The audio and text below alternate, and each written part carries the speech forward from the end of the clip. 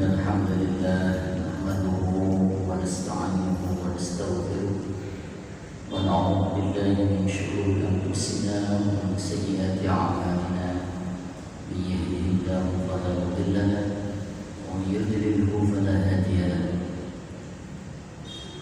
اللهم صل وسلم وبارك على محمد وعلى آله وصحبه ومن والاه ولا حول ولا قوة إلا بالله أما بعد.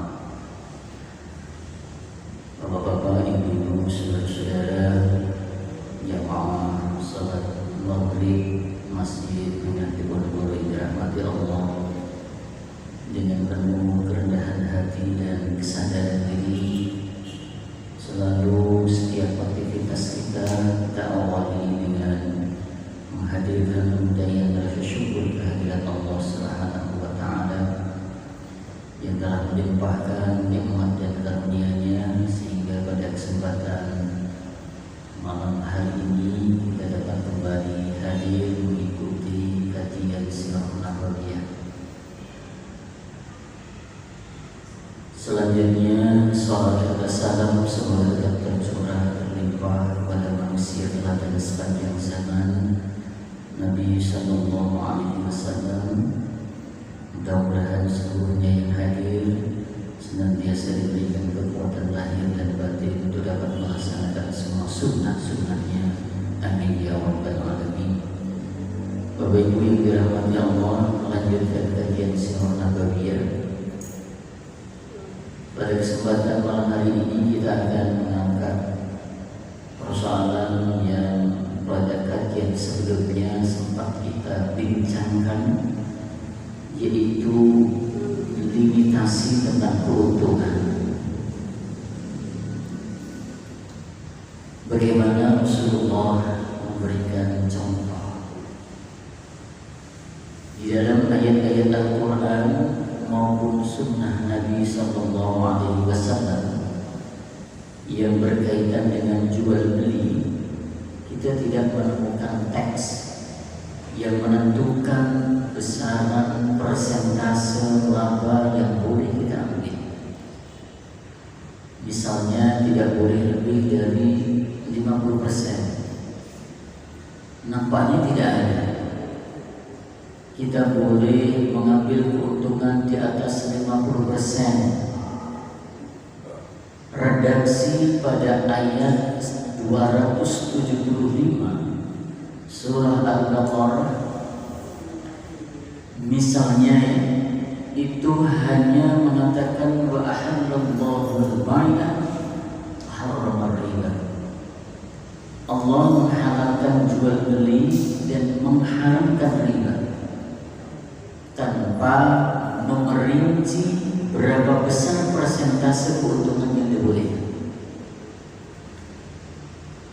Yang terpenting dalam jual beli adalah bahwa penjual dan pembeli sama-sama rela, antara suka sama suka dan tidak saling menzalimi satu sama lain. Nah, prinsip adanya kerelaan pembeli dan penjual dalam jual beli ini didasarkan pada firman Allah yang tertulis di surah An-Nisa ayat 29. Allah berfirman, ya ayyuhalladzina amanu la ta'kulu amwalakum bainakum bil batili illa an takuna tijaratan an taradin minkum wa la taqtulu anfusakum innallaha kana bikum rahima. Wahai orang-orang yang beriman, janganlah kamu saling memakan harta sesamamu dengan jalan yang batil, kecuali dalam perdagangan yang berlaku atas dasar suka sama suka di antara kamu. Dan janganlah kamu membunuh dirimu, sungguh Allah Maha Penyayang kepada Nah, selain itu, ulama-ulama juga berdasarkan prinsip ini pada hadis Nabi, di mana Rasul pernah bersabda tidak halal harta seorang muslim atas muslim lainnya kecuali dengan dasar kerelaan dirinya. Ini artinya kalau dalam jual beli ada salah satu pihak yang dirugikan, ada yang tidak rela, atau jual beli yang tidak benar. Nah, ini ada kisah yang menjadi landasan normatif. Ini saya kira yang sudah sering membaca dan mengkaji tentang ekonomi syariah mungkin sudah tidak asing lagi ya. Jadi pernah dulu ada seorang sahabat Nabi namanya Urwah Al-Bari yang diminta tolong oleh Nabi SAW untuk membeli seekor kambing. Jadi Nabi Dawud diminta untuk membeli seekor kambing. Nah, harga pasaran kambing saat itu rata-rata adalah 1 dinar. Nah, sekarang pertanyaannya, hari ini kambing berapa harganya? Sama 1 dinar. Makanya ya ini satu keunggulan ekonomi syariah ini. Kalau dulu zaman Nabi seekor kambing itu 1 dinar, hari ini kita ke Arab atau 1 dinar ini kemudian kita bahasanya kita kurskan podo. Ya memang jadi emas itu kan tidak mengalami dalam bahasa ekonomi itu penurunan, kalau fluktuasi biasa, jadi disesuaikan begitu ya. Tapi kalau tanpa bermaksud apapun misalnya memang kalau uang kertas ini kan sangat bergantung dengan situasi bisa jadi kondisi ekonomi, politik pun macam-macam pokoknya. Nah ini saya lanjutkan. Jadi Urwah ini diminta oleh Nabi untuk membeli 1 ekor kambing. Harga pasaran saat itu 1 dinar. Nah, dan Rasulullah kemudian memberi uang 1 dinar mergo pasaran nalika semono 1 dinar. Nah, ini kira-kira kalau 1 dinar itu dikurskan kita bahas sekarang, Pak. Pinter Pak? 2,5 ya? Ya rata-rata 2 dinar 500 ya. Yang harga kambing itu kan Pak ya memang kalau lihat standar yang sesuai dengan ukuran untuk misalnya udhiyah begitu kira-kira mulai angka segitulah. Tetapi Urwah ini beruntung Pak. Lebih tepatnya ini pandai menemukan kambing dengan harga murah, sehingga dengan uang 1 dinar itu ia dapat membeli 2 ekor kambing. Nah 1 ekor kemudian ia jual kepada orang lain dengan harga 1 dinar. Nah berarti sekarang di tangannya ada 1 ekor kambing plus uang 1 dinar, kan gitu. Ia kemudian kembali menemui Rasulullah dengan membawa 1 ekor kambing dan 1 dinar. Rasul senang melihat kinerja Urwah, bahkan beliau mendoakan keberkahan atas jual beli yang dilakukan oleh Urwah. Nah sekarang kalau kita asumsikan gitu 2 ekor kambing yang dibeli Urwah itu masing-masing seharga, nah inilah kalau kita asumsikan seharga 1,5 dinar, lalu ia menjual salah satunya dengan harga 1 dinar. Ini berarti Urwah ini kan mengambil keuntungan 100%, 100%. atau 2 kali lipat dari harga modal. Rasulullah tidak melarangnya, tidak menegurnya, tidak menyalahkannya, bahkan mendoakan keberkahan untuk transaksi perdagangan itu.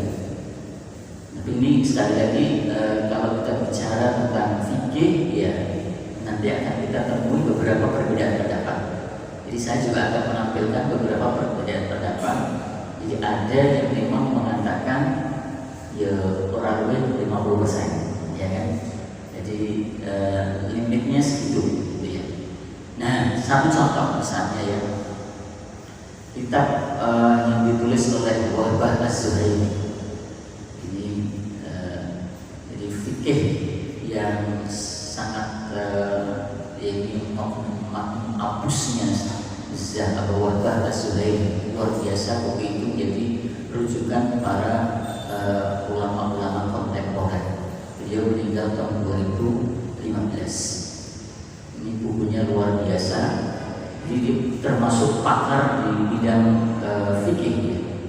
Nah, suatu saat beliau ini pernah mengatakan, jadi perdagangan yang berkah adalah yang mengambil laba tidak lebih dari sepertiga modal. Ini modal di 3 juta, berarti keuntungannya tidak boleh sepertiganya, berarti orang boleh dari 1 juta. Gitu, ini menurut beliau. Tapi ini sekali lagi silang pendapat ya. Ini menurut pendapat Wahbah Az-Zuhaili. Jadi mengambil laba tidak lebih dari sepertiga modal. Nah, ada yang ini saya harus menyampaikan, ada yang berbeda lagi, gitu ya. Jadi ada yang berpendapat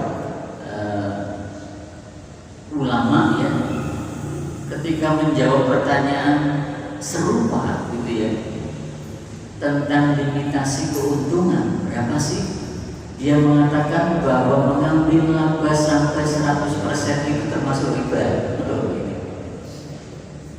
Jadi sampai 100% ini itu dianggap riba. Nah, jadi pandangan-pandangan seperti itu lebih merupakan ijtihad.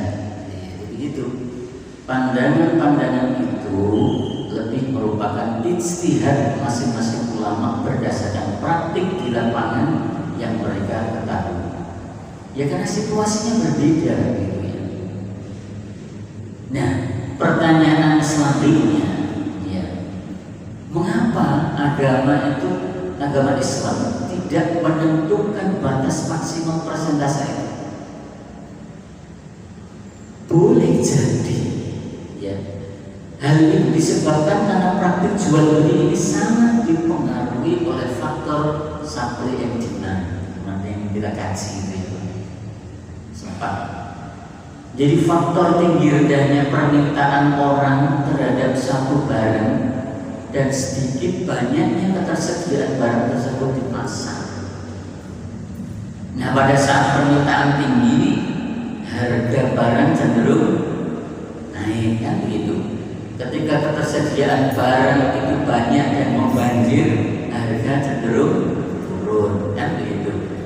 Ada juga dalam kasus-kasus tertentu ya, pada komoditas tertentu kita mendapat satu informasi bahwa misalnya bahwa pada hari ini harganya 1 juta rupiah, 2 hari kemudian sudah naik menjadi 2 juta rupiah. Faktor-faktor seperti ini turut menentukan penjual dalam menentukan laba. Nah, jadi saya langsung pada bagaimana pendapat fuqaha ya tentang batasan keuntungan. Misalnya lagi, kita tidak boleh memanfaatkan ketidaktahuan calon pembeli.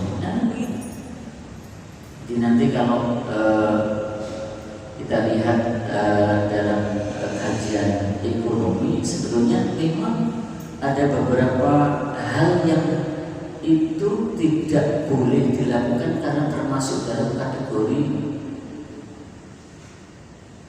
pembodohan, ghabn fahish bahasanya. Nah, pembodohan yang bagaimana gitu ya. Dan nanti kita coba kita kasih, ini saya lanjutkan dulu. Jadi misalnya karena pembeli ini nggak paham tentang harga barang, terus kita naikkan, nah ini tidak boleh. Nah, tentu di sini ada unsur merugikan pihak pembeli, ya. Mengambil laba tinggi dengan cara menipu, ini juga jelas haram. Seseorang yang memiliki telur ayam boiler yang berukuran besar-besar lalu memberinya zat pewarna sehingga menjadi mirip seperti telur itik, nah misalnya ya, atau telur bebek misalnya. Kemudian menjual telur-telur itu sebagai telur bebek, ini kan sebuah pemalsuan yang harganya lebih tinggi dari harga telur ayam boiler yang dia beli. Tentu dia akan mendapatkan keuntungan besar. Tetapi praktik seperti itu jelas haramnya, karena ada unsur penipuan. Telur ayam dijual sebagai telur bebek. Nah, agar tidak terlalu panjang, ya, walaupun kita ini boleh menentukan laba gitu ya di atas 50% bahkan 100% sekalipun, ada hal lain yang perlu kita perhatikan. Bahasa sederhananya kita perlu bertanya di dalam hati, bahasanya ini memang ada ya, opo tegel gitu ya, apa tega kita ngambil untung sebegitu gedenya. Memang Islam tidak membatasi berapa persentase keuntungan yang boleh diambil penjual dengan satu catatan, ya. Jadi Islam membolehkan seseorang ya menjual barang, mengambil laba sekalipun mencapai 100% dari modal atau bahkan lebih, dengan syarat tadi yang saya sampaikan tidak ada ghish atau penipuan harga maupun barang, sebagaimana yang terjadi pada kasus Urwah tadi ya. Nah ini hadisnya, jadi An-Urwah bin Al-Ja'di Al-Bariki radhiyallahu anhu anna Nabiya sallallahu alaihi wasallam a'tahu dinaran, satu dinar, yashtari lahu sya'an fashtari lahu bi sya'aini faba'a ihdahuma bi dinarin wa ja'ahu bi dinarin wa sya'ain, satu dinar dan satu kambing. Fada'a lahu, maka Rasul justru mendoakan itu ya, bil barakah fi bai'i, ya, mendoakan keberkahan dalam jual belinya. Wa kana lam yashtaratu barakun fi. Jadi ini hadis yang menjelaskan tentang limitasi, ini batasan jual beli. Nah, Bapak Ibu yang dirahmati Allah, ada satu riwayat lagi. Ini disebutkan semasa Zubair bin Awwam ini hidup, dia pernah membeli sebidang tanah di pinggiran kota Madinah seharga 170.000 keping uang emas. Setelah wafat, tanah itu dijual oleh anaknya yaitu Abdullah seharga 1,6 juta dinar. Jadi keuntungan yang diambil Abdullah ini dalam penjualan hampir mencapai 1000%. Ya, makanya kalau tanah itu sudah pasti itu ya. Ini bapak-bapak yang piawai di bidang bisnis ini, tanah itu setiap tahun peningkatannya 30%, ya kan? Jadi sekarang ini kita beli 100 juta, nanti setahun lagi bisa jadi 130, ya kan? Nanti setahun lagi naik lagi 30% gitu ya. Nah ini Nah, memang keuntungan yang lebih rendah ini lebih afdol dan lebih berkah bagi pedagang. Ini Syurai ini pernah meriwayatkan ya bahwa Ali bin Abi Thalib pada saat menjadi khalifah itu melakukan pemeriksaan inspeksi pasar Kufah sambil membawa tongkat. Ia berkata, wahai para pedagang, beli dan jualan dengan cara yang benar. Niscaya kalian akan selamat. Jangan tolak keuntungan yang sedikit. Jika kalian tolak, khawatir kalian tidak akan mendapatkan keuntungan yang besar. Jadi kadang-kadang kan dia nggak melepas lagi itu ya, kira-kira dodolan, keuntungan sedikit tidak melepas gitu ya. Bahkan jual beli yang ya praktik-praktik sekarang ini sekroto apa ya bahasa Jawa ini ngesrong gitu ya, itu malah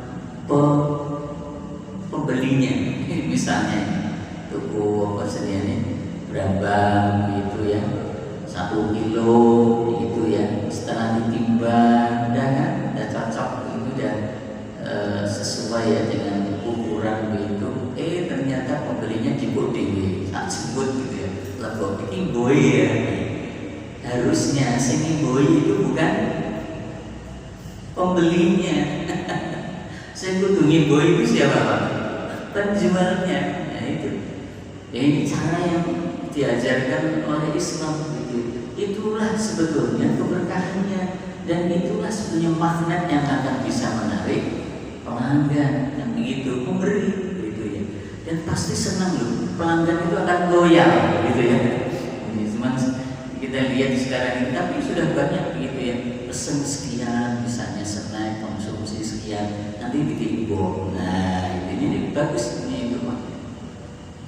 Jadi kembali lagi, jadi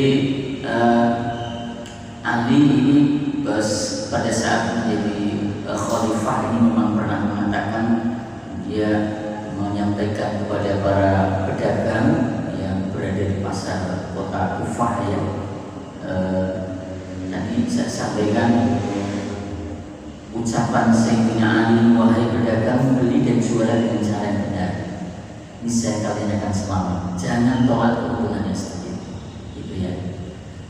Ya, sekarang orang kan memang senengannya boleh bagi sing akeh, gitu ya. Ora belum bagi sithik. Nah, saudara-saudara, sekarang pertanyaannya, apa sebenarnya yang dilarang oleh ajaran Islam tentang transaksi dengan menentukan limit atau besaran keuntungan? Ini ada 2 hal. Jadi yang pertama nih, seringkali masyarakat ini kan mempertanyakan, boleh nggak sih jual barang dengan keuntungan ya lebih dari 100% modalnya? Bahkan sebagian orang beranggapan kalau mengambil keuntungan lebih dari 100% itu ya termasuk kezaliman bagi konsumen, sehingga harga jual tidak boleh 2 kali lipat dari harga modal. Yang pertama, ada 2 hal yang perlu kita perhatikan antara harga pasar dan keuntungan. Ini harus dibedakan, harga pasar dan keuntungan. Nah, kalau harga pasar ini standar harga yang berlaku di masyarakat untuk satu barang tertentu. Menjual barang lebih dari harga pasar, ini ulama sepakat menggolongkannya sebagai tindakan pembodohan. Beda ya Pak, harga pasar dengan keuntungan. Keuntungan nanti di belakang, keuntungan boleh lebih sepanjang memang harga pasarnya segitu gitu. Tapi kalau kemudian yang dilakukan itu ternyata melampaui harga pasar, ini ulama sepakat masuk dalam kategori pembodohan. Bahasanya itu kalau Allah menyebut di dalam surah At-Taghabun itu namanya ya tadi bahwa besok di hari kiamat itu ada penyebutan At-Taghabun. Maka di surah At-Taghabun ayat 9 itu menyebut zalika yaumut taghabun. Inilah hari At-Taghabun. Kenapa disebut dengan Taghabun? Taghabun itu dari kata ghabun tadi yang saya sebut, pembodohan. Karena orang-orang mukmin penduduk surga membodoh-bodohkan penduduk neraka. Jadi ini dalam tafsirnya ya, Al-Qurtubi ini menyebut keterangan dari Ibnu Arabi. Ini kalimatnya cukup panjang begitu ya. Jadi Ibnu Arabi itu mengatakan para ulama mazhab berdalil dengan ayat tadi dzalika yaumut taghabun untuk mengatakan bahwa tidak boleh melakukan tindakan pembodohan dalam muamalah di dunia, termasuk dalam berbisnis. Karena Allah hanya mengkhususkan tindakan saling membodohkan ini di hari kiamat. Nah, pembodohan dalam transaksi itu ada dua. Yang pertama pembodohan ringan dan itu bisa ditolerir. Dan yang kedua adalah pembodohan yang parah dan ini tidak bisa ditolerir. Bagaimana dengan pembodohan yang ringan dan itu bisa ditolerir? Ya, meskipun ada sebagian ulama yang mengatakan bahwa pembodohan itu tidak ada toleransi. Nah, menurut mazhab Maliki itu ya dan sebagian mazhab Hambali, transaksi yang mengandung ghabar fahsh di pembodohan yang masuk kategori tidak bisa ditolerir itu dibatalkan, barang dikembalikan. Ya, berapa batasan nilai menjual di atas harga pasar yang terhitung ghabar fahsh ini? Mengenai masalah ini memang ada satu pendapat ya. Jadi menurut Malikiyah yang masyhur, menurut berbagai mazhab, barang yang dibeli tidak dikembalikan dengan sebab ghaban yang menghasilkan keuntungan meskipun melebihi batas normal kecuali dalam beberapa kejadian. Yang pertama, penjual dan pembeli mengalami ghaban fahsh adalah wakil atau orang yang diberi wasiat. Nah, jika itu yang terjadi maka transaksinya dibatalkan. Kemudian mengenai standar pembodohan yang masuk kategori arah ini. Jadi mazhab Maliki mengatakan memang ulama berbeda pendapat mengenai batasan ghabar fahsh. Sebagian ulama mengatakan apabila barang dijual sepertiga lebih mahal dari harga normal atau sepertiga lebih murah, maka itu terjadi ghabar. Jadi ini jelek itu malah juga ini kan ada pendapat ya, saya lagi ini pendapat mazhab Maliki. Jadi sepertiga lebih besar dari harga pasar atau mudun. Nah, ini kan memang kepingin mencari pelanggan dan sebagainya dengan cara menurunkan harga maka tajam. Kalau sepertiga itu kan tajam gitu ya. Nah, ini memang ada dalam satu kitab ya, ini ada tulisan dari Ibnu Bas gitu ya, ikhtalafu fihi ba'duhum qala as-sulus wa ba'duhum qala aqallu min dzalik, lebih sedikit dari sepertiga. Jadi ulama berbeda pendapat dalam masalah ini. Sebagian mengatakan sepertiga gitu ya, dan yang lain mengatakan kurang akal, kurang. Jadi lalu bagaimana dengan keuntungan? Nah, tadi hadis yang bersumber dari Urwah al-Baliki ini sudah jelas, ya kan? Kemudian ada kisah lagi ya, ini yang termaktub tadi Abdullah Zubair ya, wa kana Zubair ishtara al-ghabah bisab'ina wa mi'ah alfin faba'aha Abdullah bi alfin wa sitti mi'ah alfin. Jadi Zubair pernah membeli tanah seharga 170.000, kemudian tanah itu dijual oleh putranya Abdullah bin Zubair seharga 1.600.000. Ini bisa dilihat di dalam Sahih Bukhari. Nah, Bapak dan saudara yang saya hormati, memang banyak kasus